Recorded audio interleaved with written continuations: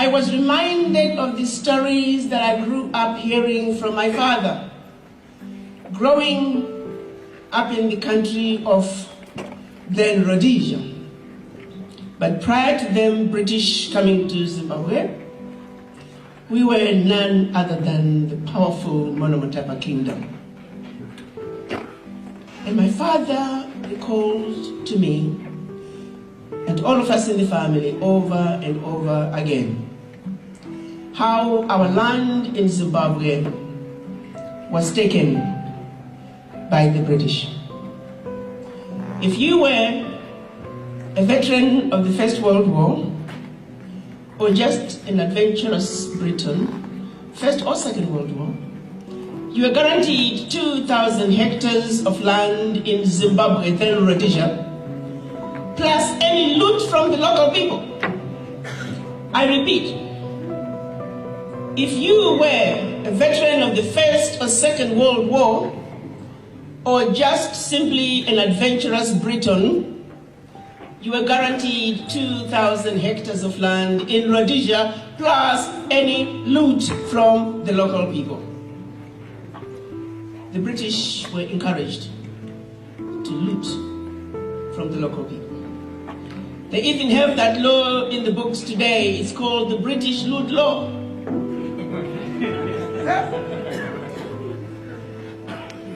Those on the ground, the Rhodesians, the British who were on the ground, they had divided Zimbabwe, Rhodesia then, into 4 regions.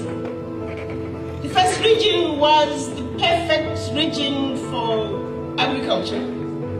It had the perfect rain, perfect soil. Region 2 was pretty close to Region 1. Region 3, not so good, perfect for cattle ranching. And Region 4, nobody should live there.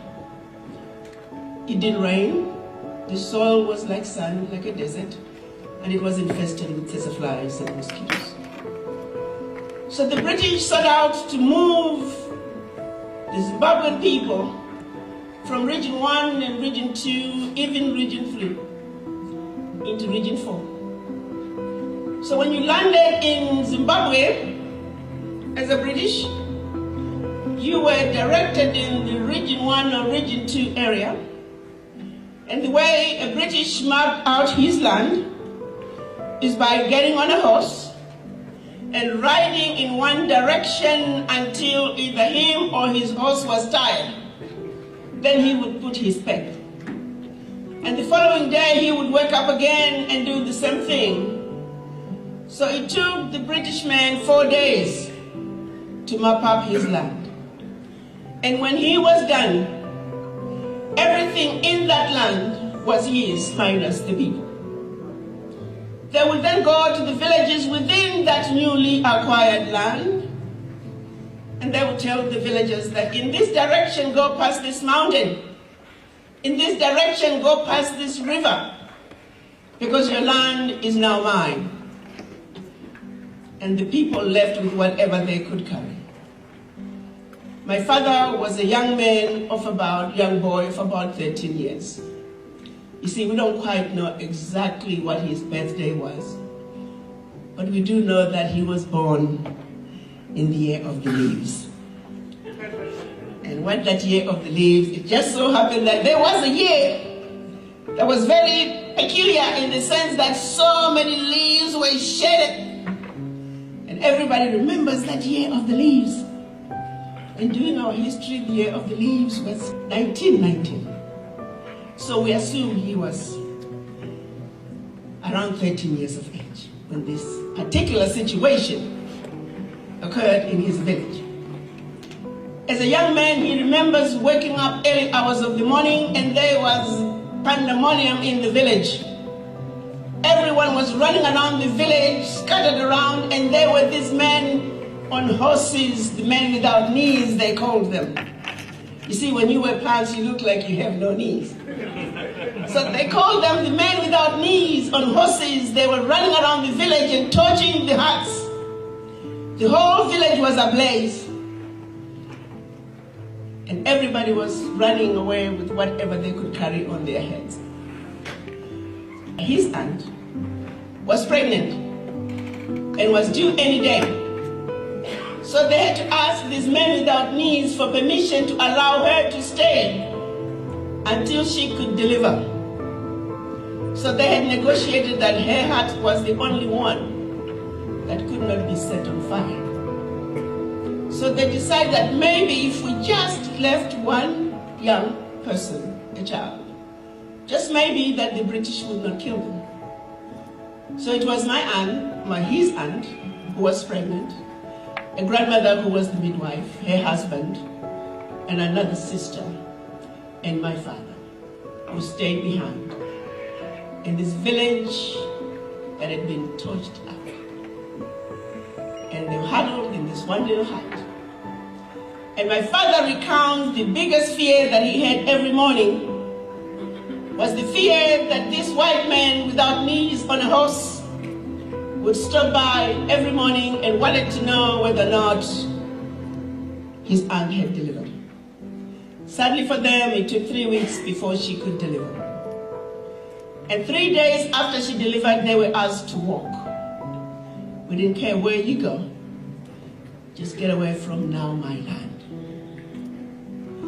And unfortunately for them, no sooner had they landed in what they thought would be their new home, before they could regroup, yet another British came out and mapped out his land. And once again, here they were. So they decided this time, they were just going to go as far away as they can, hoping that no other white men would come and claim their land as theirs. That is the story I grew up being told by my father. And he would always say, where our land originally was, it was now the land that was owned by Oppenheimer of Oppenheimer Funds. And when we would drive past that land, you could drive at 120 kilometers an hour, and you were still on his farm. His farm was larger than the country of Belgium. And my father would always say, someday we will get our land back from these thieves. I grew up truly believing that the British were thieves. Because as a young girl, that's what my father told me. And I believe him. And based on that story, you cannot deny that. So those who chose to say the way in which the land was taken in Zimbabwe, I would always say, let me tell you my story from my father. Let me tell you how the land was taken. And that is our truth, that we were denied. We were told lies. Then you fast forward over a century later. I often say, I'm the granddaughter of a grandfather who was dispossessed of his land. And then my white Caucasian friend is a granddaughter of the thief who stole the land from my grandfather. I'm simply asking that me, as the dispossessed granddaughter, who has lived an underprivileged life because of the actions of your grandfather, and you, who has lived a privileged life out of the loot from your grandfather, it's now 2019. You and I, we know what's right. Let's sit down and talk about this. Let's fix this the right way. But instead, my colleague then says, but I had nothing to do with it. This land is now mine. To which I will also say, but I also had nothing to do with it. I've lived an underprivileged life. What's right is right. And what is wrong is wrong. So the truth of the matter is, because you will not agree to fix this situation, do you want me to beat you up?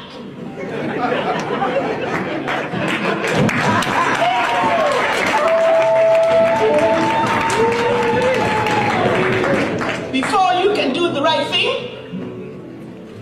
Or are you going to be civilized enough and do the right thing? Because if the truth be told, going back to my grandfather, we have been the civilized ones. And you and your grandfather have been the uncivilized ones. How long is it going to take before you can do the right thing?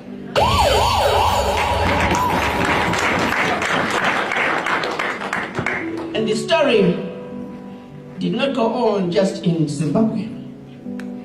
The story is repeated around the globe. The injustices that was told to me by my father, the injustices that I grew up with in Rhodesia, those injustices continue around the globe. What is it about us black people that we're hated so much? What is it that we as black people have done to the world to deserve the disrespect that we uniformly experience no matter where you find us on the globe? We are the most exploited and abused race in the history of humanity.